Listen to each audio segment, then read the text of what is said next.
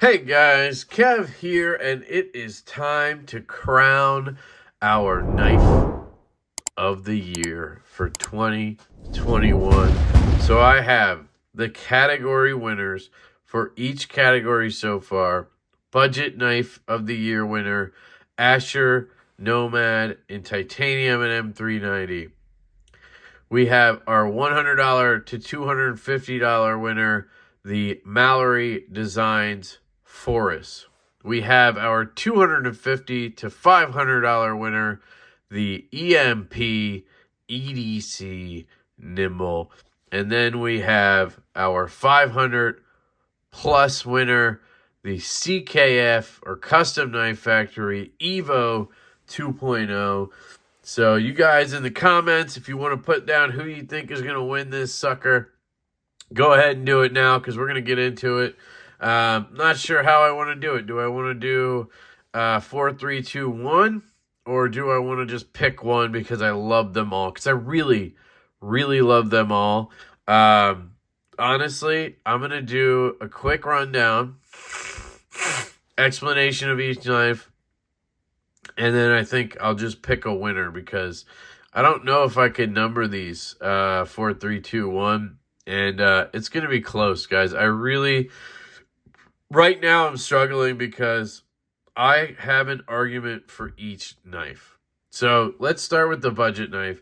This is the Asher Nomad in titanium and M390. I've talked about this so much, so I don't want to beat a dead horse. But basically, you get titanium and M390 well done and well executed for $96. It's just dumbfounding. It's one of the most ergonomic, comfortable to carry, has a lefty clip, great action. You have great cutting. You have hair shaving edge on it. I stropped this, so mine's hair shaving. Excellent action. You can reverse flick it, thumb flick it, and it's super thin and lightweight, and it just absolutely crushes the bug out. I don't see why would you need a bug out if you could get this. You could save for these materials. A bug out would be over $250, I think. So it'd probably be $300 with titanium, to be honest. So you could get that for $96. A very similar knife, right? In terms of aesthetics and ergos and all of that stuff. Yet I think it's better. I think it's done better. Of course, this is made overseas, so if you want to have that argument, go for it. But this knife comes centered. This knife has no blade play or lock rock or any of those things. It has great action right out of the box. This knife is unbelievable, guys. I have struggled in my mind this whole week thinking I kind of want to make this knife of the year. I just want to make a point. I want to make a point that this thing is so incredible that even a bougie bastard like me could pick it for knife of the year. But there's the Dylan Mallory or Mallory Designs Forest, guys. This thing came out, was a pre-order in the summer or spring, and dropped about a month and a half ago.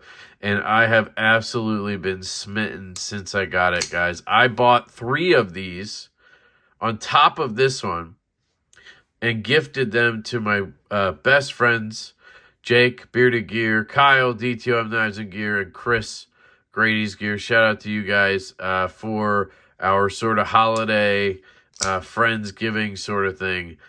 And that's how much I love this knife. I knew none of them had pre-ordered one, and I just loved it so much. I wanted to basically shove it down their throats. That's what I do.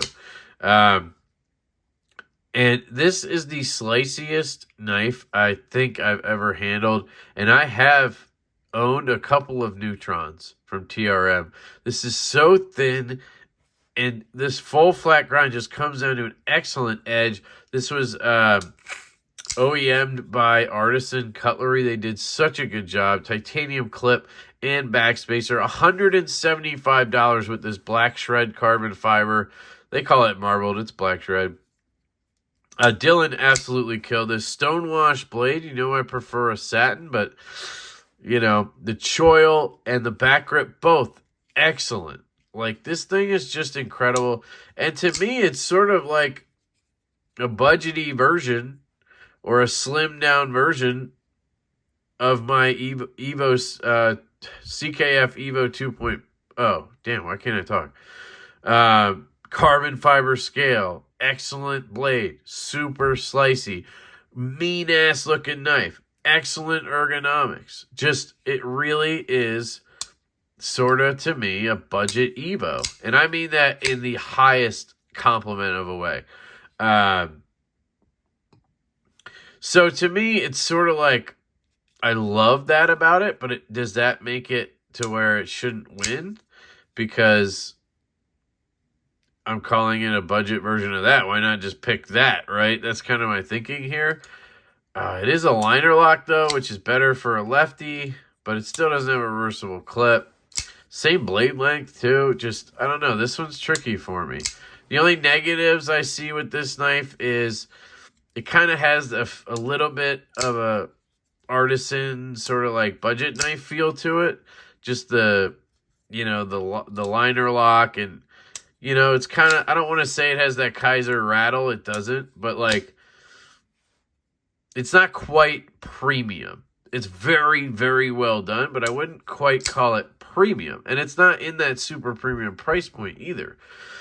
I absolutely love it. It won the category for $100 to $250. So obviously I love it.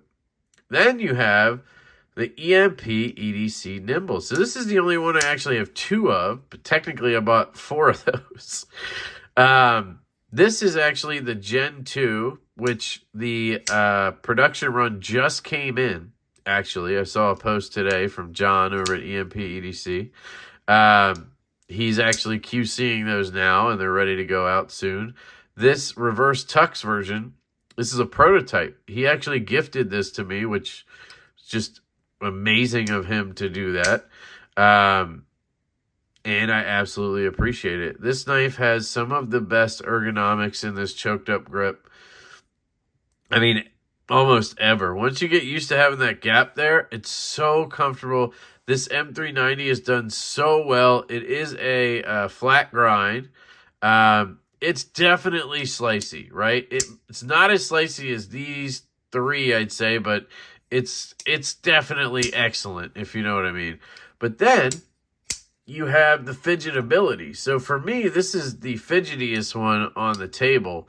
This frag pattern also is probably, oh man, it might be the coolest thing that was done by a company this year.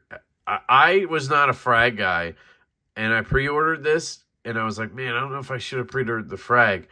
And man, am I so glad I did. I absolutely love frag now because of this knife. The action on a 3.1 inch blade is just dumbfounding. I mean, it almost just drops shut. But you have a flipper tab that is perfectly dialed. You have a middle finger flick, which the detent is not super strong. It's kind of light, but it's made to be flicked a bunch of different ways. So it's definitely acceptable. And then you have this front flipper, which is excellent. And as a lefty, because of that lighter detent, if I put a little pressure on the lock bar, it really like stiffens it up.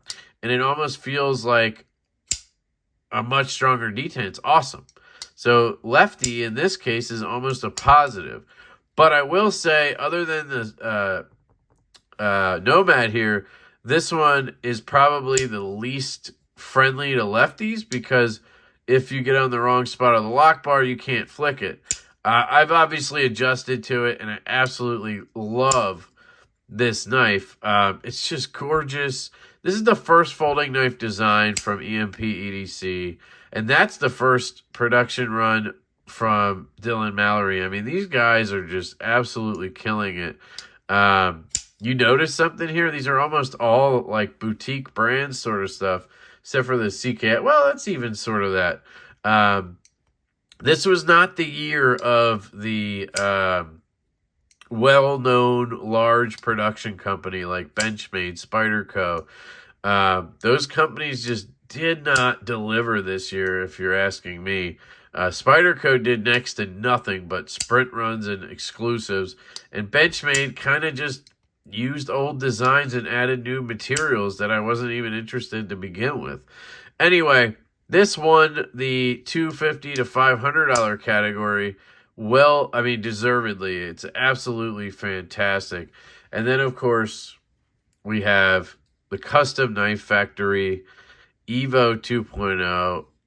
The details on this thing with this bark pattern on the lock side. You'll see it has this long clip, which is super important to me as a lefty. You have M390 steel. It's a rotten design. And you have this cool or crazy carbon fiber, which looks stunning. This gear-shaped back spacer. This epic, just unbelievable hollow grind. I mean, I swear it gets thinner and then, like, I don't even know how to explain it. It's just so good. And it goes out to this epic tip. This has a beautiful edge on it from Jared Neve and a beautiful hole shape. The action is incredible. The centering is dialed in. And as a lefty, I'm right on that clip. And it just fires out of there. The ergonomics are to die for on this knife.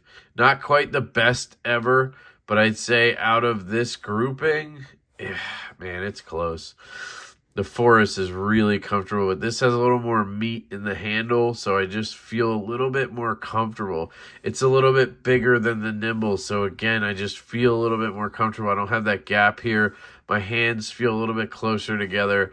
This is excellent, but it's very neutral, and it doesn't have a choil, so that's kind of a downside where this does. So, yeah, definitely the best ergos on the table. Just, man. And then it does that.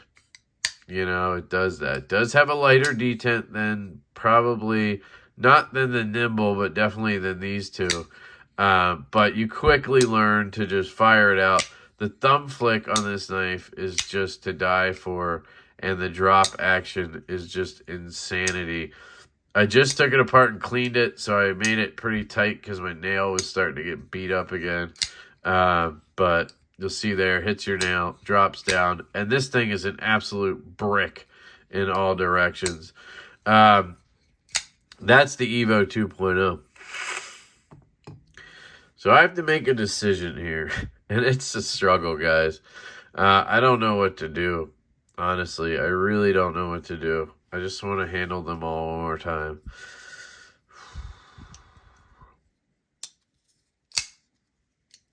I wish this dropped shut more. I know it's a super lightweight blade, but like I have to pick something here, so I'm coming up with nitpicks. Man, this is so good. It really is so good, guys. The cutting ability of this knife is just incredible. This thing sort of came out of left field, too, at the end of the year here. But I got to say, the detent, while really good, isn't quite as, like, crisp as I'd want it to be, if that makes sense. It kind of, I mean, it's really good. It's just, I got to come up with excuses here. It is one of the better detents on the table, though. This thing is just epic, guys. I think the only thing keeping this from being the winner is the fact that I have to really kind of get over here to do a lefty flick. If I could just line it up and bang it out the way I wanted to, I think it would win. It's so good, though. Look at the action on this. Justin just fucking destroyed it on that knife. And then, of course, we have the Nimble, which definitely one of my favorite knives. Obviously, these are all my favorite knives this year. Just blown away by the knife. Blown away by John over at EMP EDC. Absolutely killed it this year. Action on this is just sick. And it's honestly one of those knives where I forget about deployment methods. And I'm like, oh, sweet, I got a front flipper I can use. You know, like, it's just awesome. Shit. I think I know what's going to happen. And I think you guys know what's going to happen. I have to give it to the Evo 2.0. It's just consistently been my favorite knife this year. Some, caveats there. I got the Rosie, and for a while there, that was probably my favorite. I had the Trevor Berger. That one was my favorite for a little while. The Gavco Nurse became a favorite once I got it tuned up. But, I always come back to the Evo 2.0. Once it's back from being out on loan, where it feels like it's always out on loan, I quickly remember why it's my favorite knife, It's unique. It's rare, sort of. It's beautiful. It's mean. And it's mine.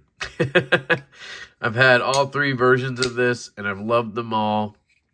Wish I hadn't have sold some of them now. But you know what? Let's put away these other guys. Honorable fight, guys. Honorable battle. Truly love all of these knives, and definitely not a loser here in the bunch, but let's just honor the Evo 2.0 for a little bit. John Sorensen, it's funny. Me and him sort of had some tiffs this year, whether they were in jest or not. But when I first got an Evo, I took it apart and I did a disassembly. I don't know if you guys recall that, but I scratched the pivot up. I couldn't get the freaking pivot out because I put too much Loctite in it. And I was bitching about having tooling on one side and a spinning pivot, which this does have, by the way. I highly recommend you get an O-ring. That's what I use. And it holds it in place because this thing bangs closed. It could walk easily. It holds it in place with the O-ring, and you can easily get it out. It's definitely the way to go on this knife, trust me. But we kind of had a little tiff about that because I put in the title, I put epic fail. And I was talking about myself. But some people in that group thought I was talking about the knife, and he posted it in the Facebook group and was like, if you're going to take your knife apart, you should know this stuff or whatever. So he kind of jabbed at me there a little bit, which was fair because it was an epic fail. That's why it was just a misunderstanding there on my wording, I guess, but I was clearly calling myself an idiot. And then we had a bit of a tiff about the bearings when the skiffs came out for this knife, because he's of the mind, like many knife maker, that bearings don't do anything. Replacing the bearings doesn't do anything. The stock bearings are perfectly fine, where I will argue to my dying breath that replacing bearings does a lot. Lateral strength is the main thing for me. But in this knife, it definitely made it a little more drop shut. Now, that's with the tight pivot. You could tighten the pivot all the way down and get this drop shut. Whereas before, you'd have to back off a little bit and you get it to drop shut. So, doesn't mean you couldn't get that action before. It just, to me, makes more sense to have a stronger pivot. So anyway, it's just funny that we kind of had those back and forths. And we had, a conversation through chat, and everything got cleared up. He's a great guy. We were basically just jesting with each other. Nobody can take a joke anymore. So the Facebook group is all, this and that. But, it's all good. John, if you watch this, you the man. You designed probably the coolest knife ever. So you got that going for you, buddy. I can't wait for the 3.0 next year. We'll see if that one wins Knife of the Year next year. I don't know. The proportions on this are just so perfect for me that I find it hard to believe that the 3.0 could be better, but we'll see. So that is your Knife of the Year for 2021, the Evo 2.0 from Custom Knife Factory, Rotten Designs. And let's just put it next to Knife of the Year 2020, Urban EDC Supply Box F5.5. You guys tell I'm a bit of a sheep's foot fan. So Lefty EDC has now been around for over a year. I started this in the end of November in 2020. So I was able to sneak in Knife of the Year for 2020. And I have my Knife of the Year for 2021. Let's hope for another awesome year for the channel, for the community, for the world. Hopefully, let's get our shit together. And I love you guys. I truly do. I appreciate everybody who watches this channel. I appreciate everybody who supports this channel. I'm not going to talk about that now. You know, Patreon and memberships. Yes, you can join. But I truly appreciate you all for watching, subscribing, liking, any of that stuff. Just interacting with me on Instagram, in the comments. It's amazing, guys. It really is truly amazing to spend my time in this community, and yeah, it's cool. So anyway, CKF Evo 2.0 wins it. Knife of the Year 2021. This time I'm not drunk. I love you all. I hope you have an absolutely fantastic day, and I will catch you later.